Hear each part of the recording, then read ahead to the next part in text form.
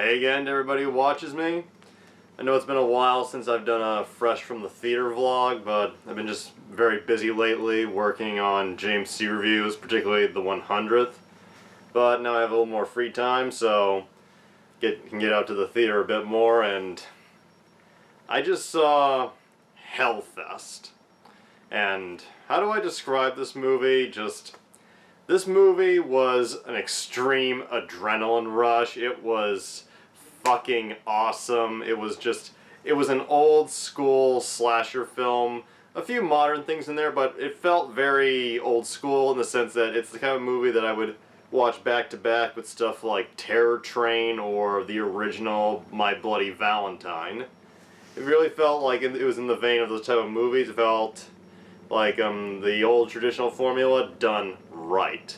Like, good fast-moving story, not a ton of character development, but not too many annoying characters, and some impressive special effects, and just good atmosphere in general. And this movie had all that. I didn't know what to think going into this. I didn't really know about it until a few weeks ago when I saw the trailer for Hellfest appearing in front of almost every other YouTube video that I watched, and it looked like it could be a good kick-ass ride, so I thought, why not? And I saw it had Tony Todd in it, so I was like, okay, you got me. And I'm still getting off of the high of seeing this film, and this movie was... It got really crazy, especially near the end, and this may seem a bit retarded, but it got so crazy, I gotta take the hair down.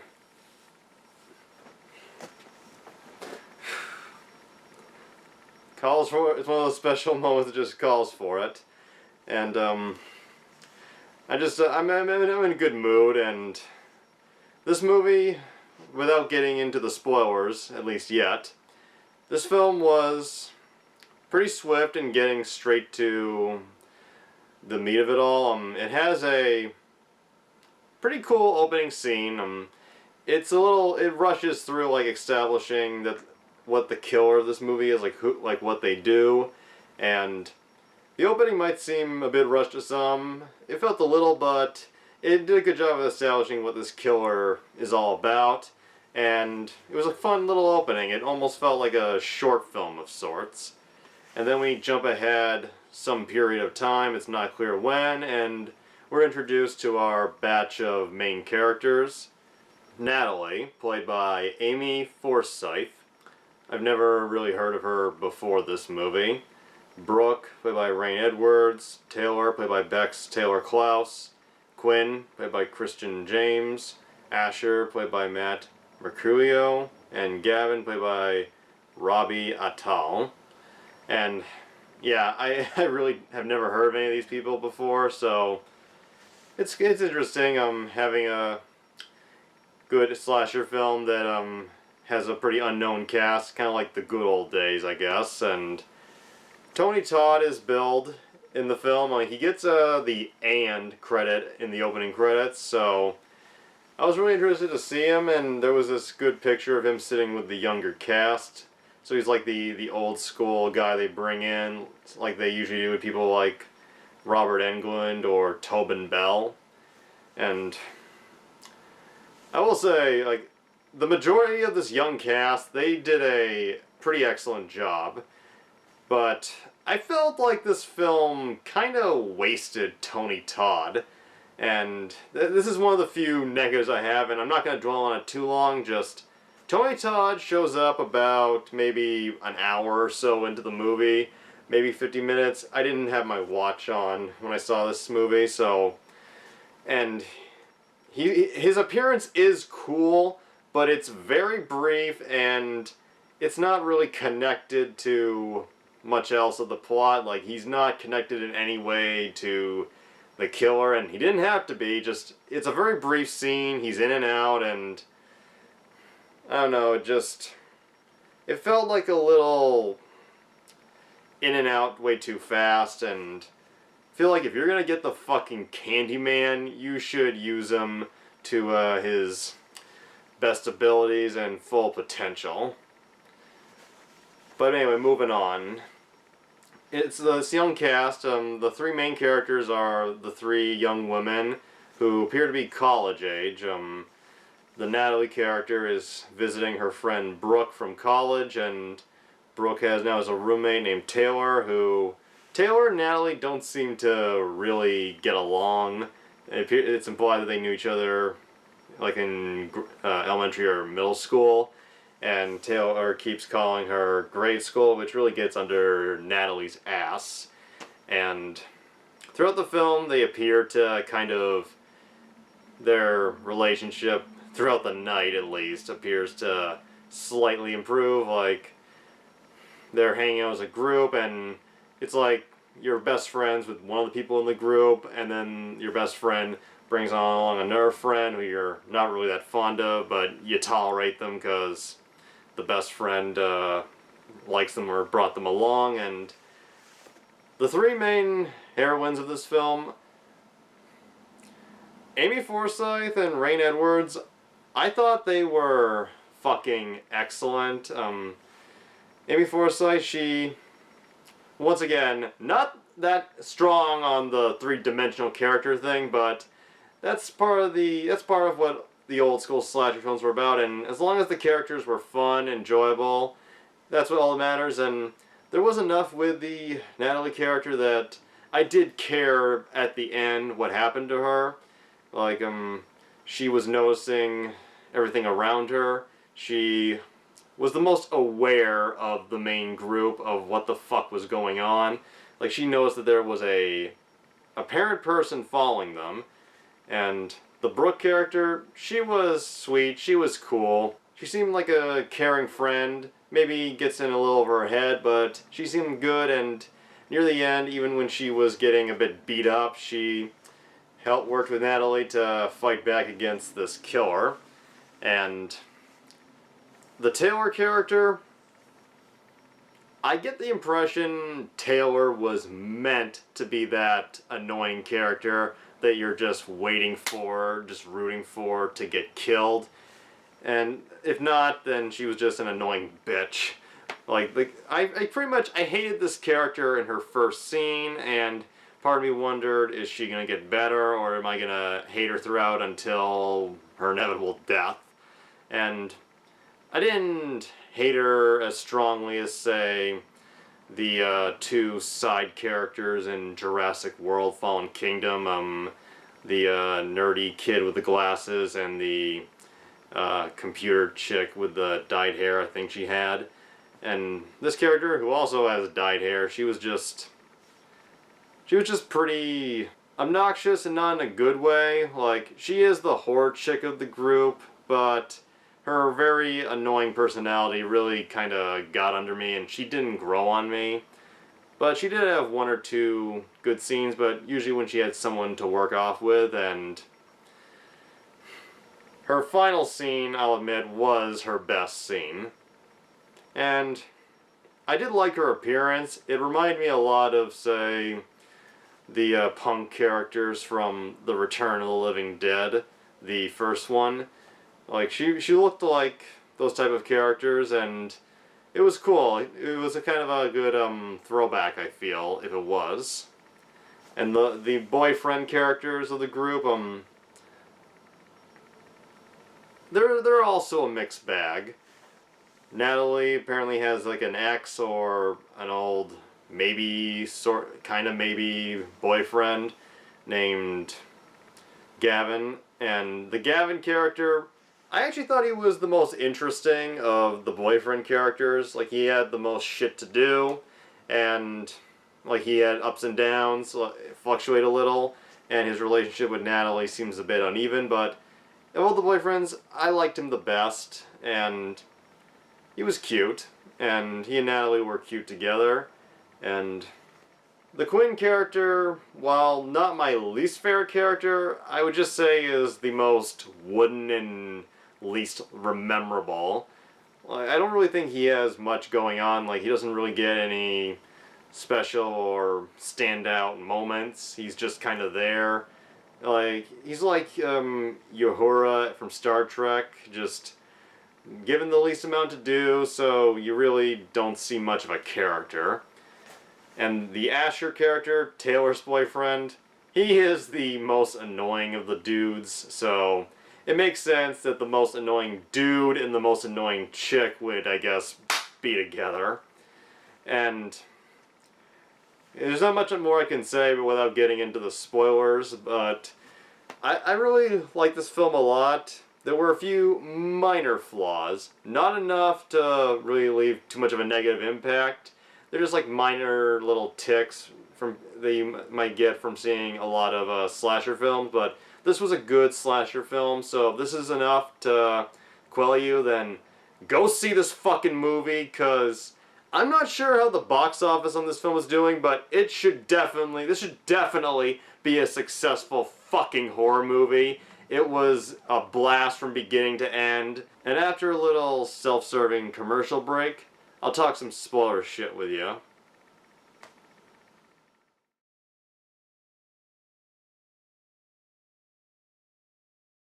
For the past couple of years, I've been watching people on YouTube do review shows, where they give their thoughts as well as do a lot of comedy.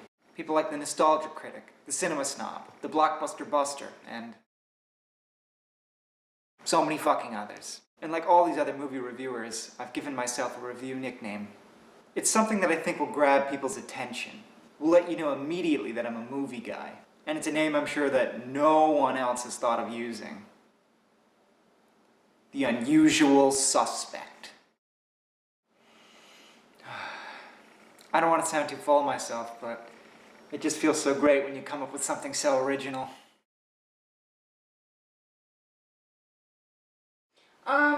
Babe, I think that there's something you should see.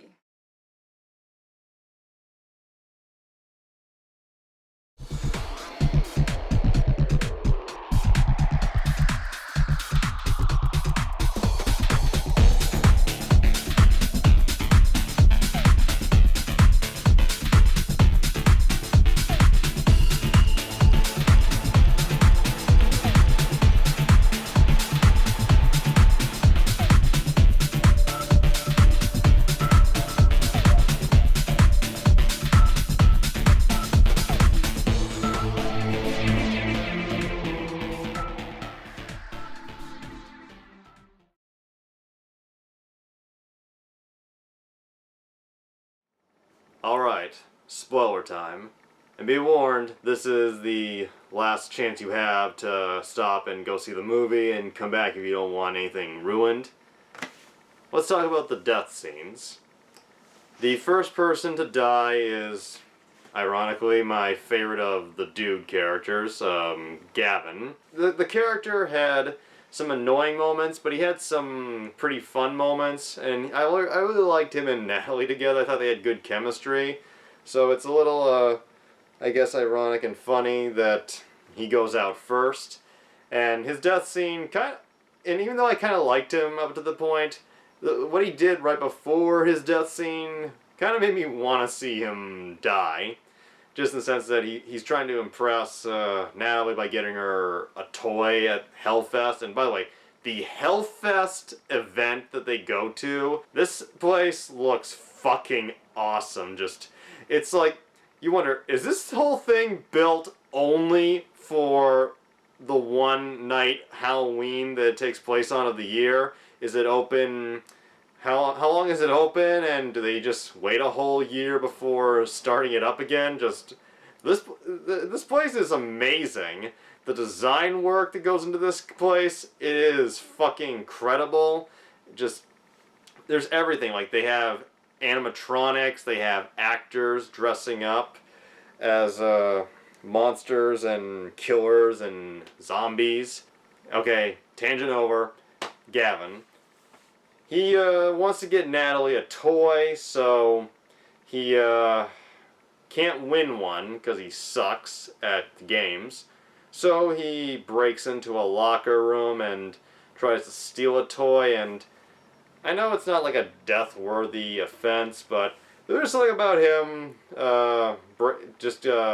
going in to steal something that kind of rubbed me the wrong way, so I didn't really feel that sorry for him when he died, and when he died, the killer of this film, just this killer who murdered someone in a haunted attraction many years ago, follows him in and literally smashes his head in with a mallet, you know, for that test your strength game.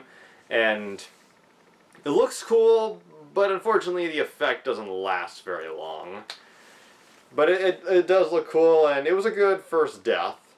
And later, the character Asher, who, as the film goes on, Asher and Taylor, kind of their horror-loving personalities, just they become a bit pussified as they go on, and the Asher character, lost in this haunted maze house, is caught by the killer, who stabs him in the fucking eyeball with a needle, like a syringe type needle.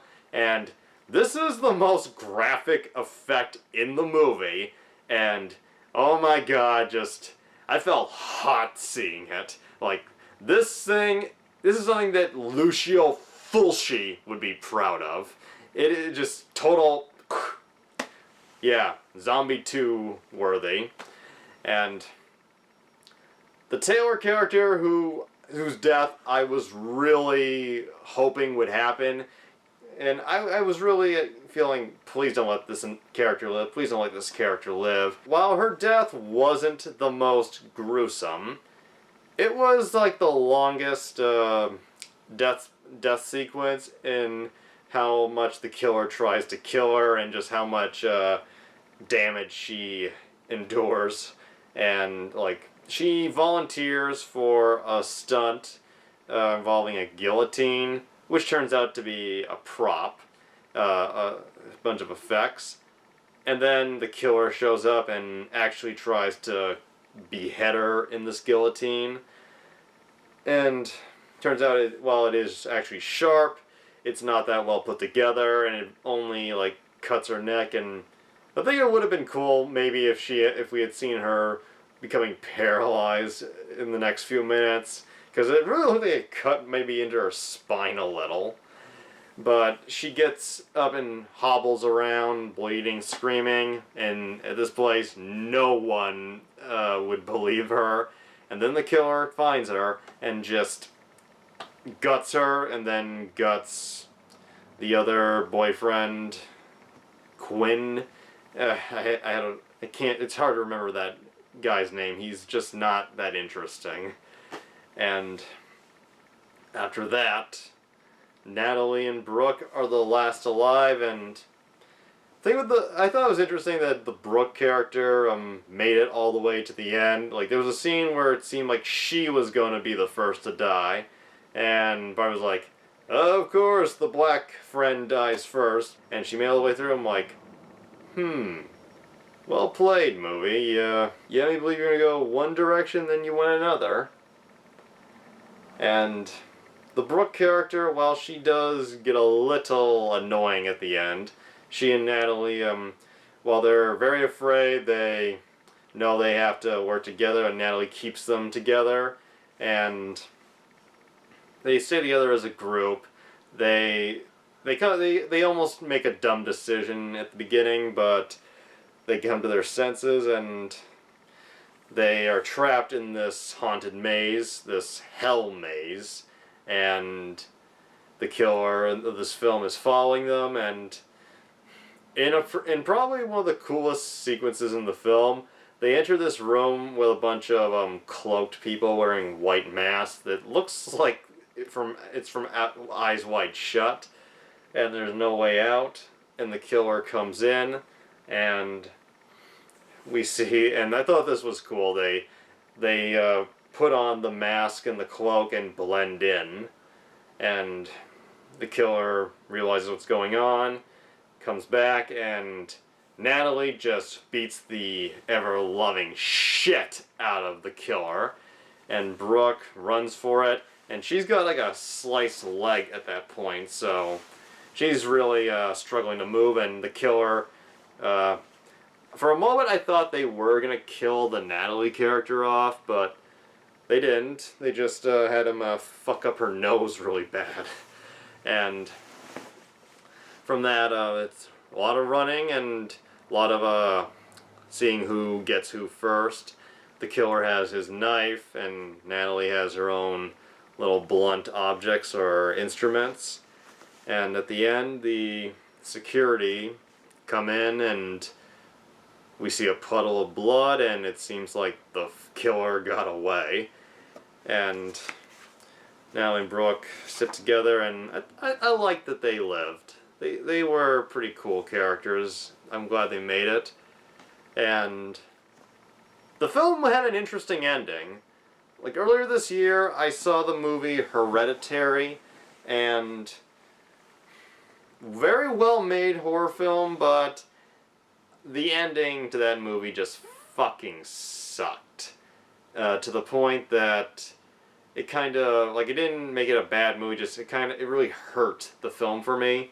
This movie's ending, it doesn't give a ton of answers, but like, unlike Hereditary, this is not a movie that builds up a lot of questions, but it is one of those slasher films, rare ones, where the killer doesn't really seem to have a connection to any of his victims, any particular victim.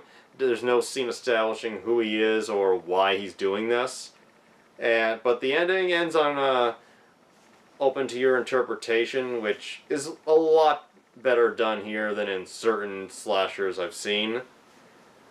And we never even see what the killer looks like without his mask. We see him return home from the Hellfest.